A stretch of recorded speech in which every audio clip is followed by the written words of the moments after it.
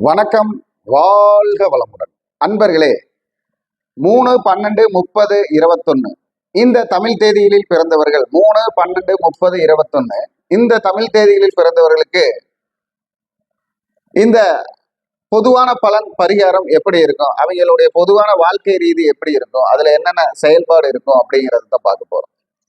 அப்போ முயற்சி, முன்னேற்றம், உழைப்பு என சொல்பவர் நீங்கள். அதாவது முயற்சி, முன்னேற்றம், உழைப்புன்னு சொல்லக்கூடியவங்க நீங்க. காலத்தின் தேவைக்கேற்ப செயல்பட வேண்டும் என எண்ணுபவர். குருவுடைய அமைப்புள்ள இந்த எண் தெய்வ அமைப்பு தேடி சென்றால் நாடி வரும் நல்லது. அதாவது தெய்வ அமைப்பை தேடி போனோம்னா நமக்கு நல்லது நாடி வரும் அப்படின்னு சொல்லலாம். அப்போ கோடி கோடி என்று சொல்பவரும் உங்கள் சொல் கேட்டு நடப்பார். அதாவது நம்ம கோடி கோடியா வாய் பேசுறவங்க கூட உங்க சொல்ல கேட்கறதுக்கு ஒரு மதிப்பு மரியாதை கொடுப்பாங்க. மற்றவர்களுக்கு உபதேசம் சொல்லக்கூடிய குணம் இருக்கும். மற்றவங்களுக்கு உபதேசம் சொல்லக்கூடிய குணம் இருக்கும். எப்பொழுதும் உங்களுக்குன்னு ஒரு மதிப்பு மரியாதை இது எல்லாமே இருக்கும். உங்களை எதிர்ப்பவர்கள் கூட சொல்லை செயலாக்க நினைப்பார்கள். உங்களை எதிர்ப்பவங்கிட்ட கூட சொல்ல செயலாக்க நினைப்பீங்க.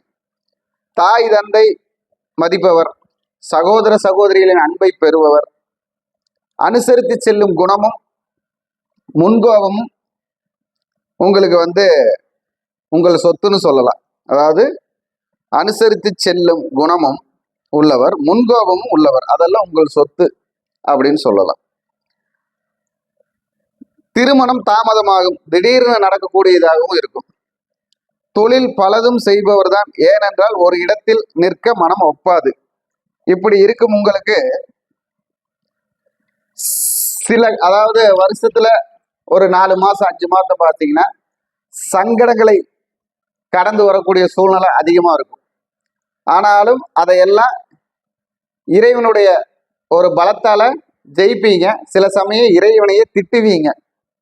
குலதெய்வம் உங்கள் மனதில் நினைத்தது போல் உங்களுக்கு உறுதுணையாக வரும். சில ஏமாற்றுக்காரர்களால் பல தொல்லைகளை அனுபவிப்பீர்கள்.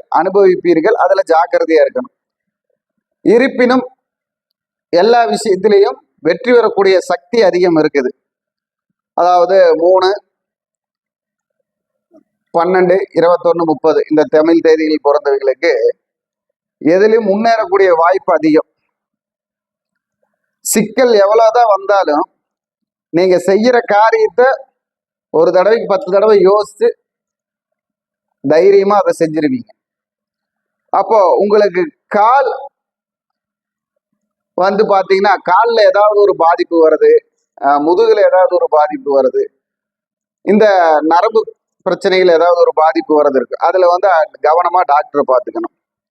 சொல்லுவாங்கல்ல, கல்லடி விழுந்தாலும் கண்ணடி விழுகக்கூடாது அப்படிம்பாங்க.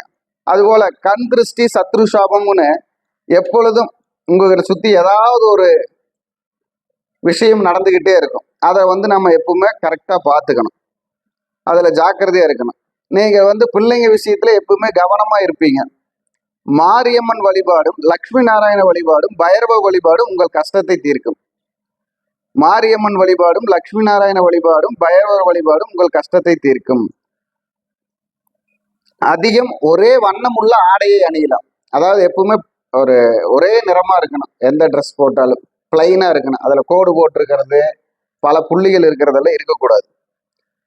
பௌர்ணமி நாள்ல மலைவளம் வருவது உங்களுக்கு சிறப்பு. 3, 9 ராசியான எண்கள். செவ்வாய், வியாழன் ராசியான கிழமைகள். பயன்படுத்துங்க, வெற்றி பெறுங்க. வணக்கம், வாழ்க வளமுடன்.